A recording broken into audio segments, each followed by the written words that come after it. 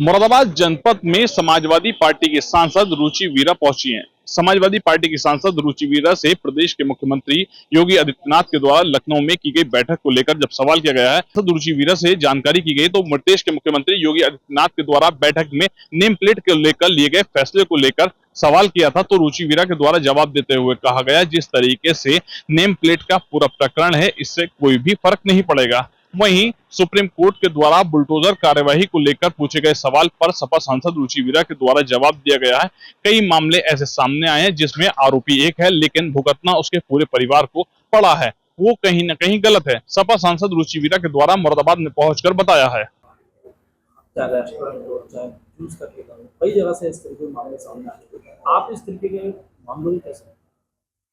देखिए, मैं तो अपडेट नहीं हूँ इस बात से। मान लीजिए कहीं कोई वाकया हुआ भी हो तो उसको भाई उसी तरह लिया जाना चाहिए, उसी को ही उस जो भी किसी एक ने कोई गलती की है या दो ने कोई गलती की है तो उनको ही चिन्हित करना चाहिए। ये कोई एक कॉमन बात तो है नहीं भाई। जगह जगह फूड काउंटर्स होते हैं, ठेले होते हैं, ढाबे होते हैं, रेस्टोरेंट होते हैं, तो ये थोड़ी है कि एक जनरलाइज कर दोगे उस चीज को कि हर जगह यही हो रहा है। तो ये जो भी अगर कोई कहीं दोषी है तो बस उसी को ही चिन्हित करें, इसे जनरलाइज ना किया जाए इस चीज को। इस पूरे मामले में अब योगी सरकार ने एक बड़ा फैसला लिया है कि जो थूक जिहाद जैसी घटनाएं बढ़ रही हैं, खाने पीने की दुकानों पर नेम प्लेट लगाना अनिवार्य कर दिया है। हर कर्मचारी का पुलिस वेरिफिकेशन होगा, मिलावट पाए जाने पर सख्त कार्रवाई की जाएगी।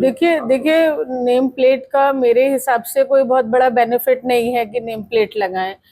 देखना ये चाहिए योगी जी को कि प्लास्टिक का इस्तेमाल ना हो, कोई उसमें सिंथेटिक कोई फूड जो भी खाना बनाया जा रहा है उसमें कोई सिंथेटिक चीज तो नहीं डाली जा रही है, कोई उसमें कलर तो नहीं डाले जा रहे हैं, कोई एडल्ट्रेशन तो नहीं हो रहा है, कोई मिलावट तो नहीं हो रही है। अगर क्वालिटी को कंट्रोल करें तो वो ज्यादा बेहतर होगा। नाम से कोई फर्क नहीं पड़ता कि नाम क्या हो। नाम तो कोई भी मतलब कोई हिंदू नाम का जो मतलब बनाने वाला है उससे भी कोई खामी हो सकती है, मुस्लिम नाम का कोई है, कोई सरदार है, कोई ईसाई है, गलती किसी से भी हो सकती है। लेकिन सवाल इस बात का है कि क्वालिटी को कंट्रोल करें, नाम से कोई मैटर नहीं करता नाम।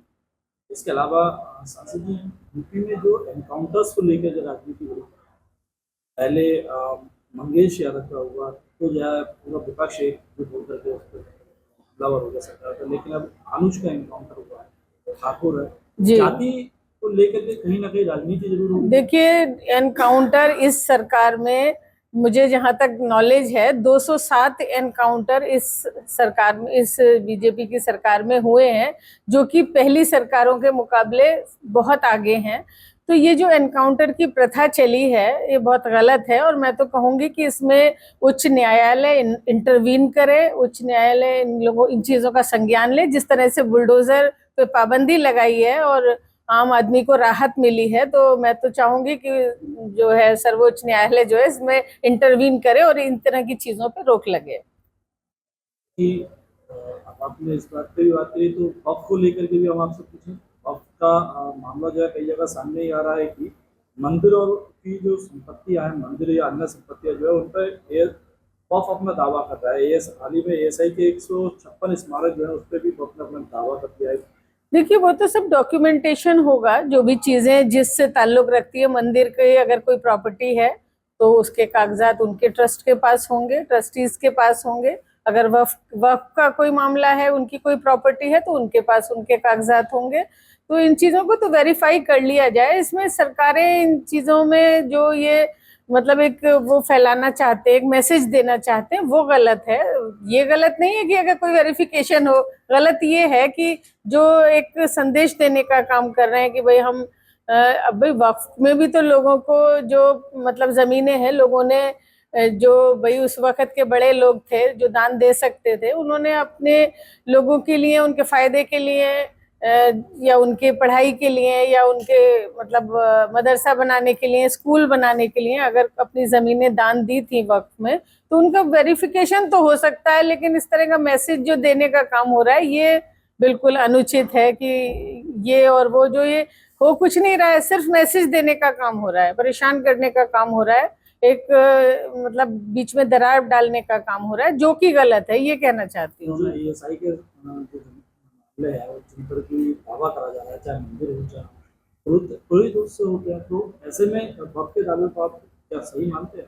नहीं, मेरा कहना ये कि किसी भी प्रॉपर्टी का वेरिफिकेशन तो कराया जाना चाहिए, कराया जा सकता है कि भाई ये किसकी है, कि कौन इसका असल मालिक था, किसको इन्होंने डोनेट किया, अब किसके अंडर में आता है। लेकिन भाई अगर कोई और संपत्तियां भी किसी के पास है, मंदिर की है या मस्जिद की है या वक्फ की है या किसी ट्रस्ट की है, किसी मंदिर से संबंधित है, किसी गुरुद्वारे से संबंधित है, किसी और धार्मिक संस्था से संबंधित है, तो भाई तरीका तो यही था कि जो उस दौर के जो भी बड़े आदमी होते थे तो वो अपनी जमीनों को दान दे देते थे किसी ट्रस्ट में, किसी वक्फ में, लोगों के फायदे के लिए।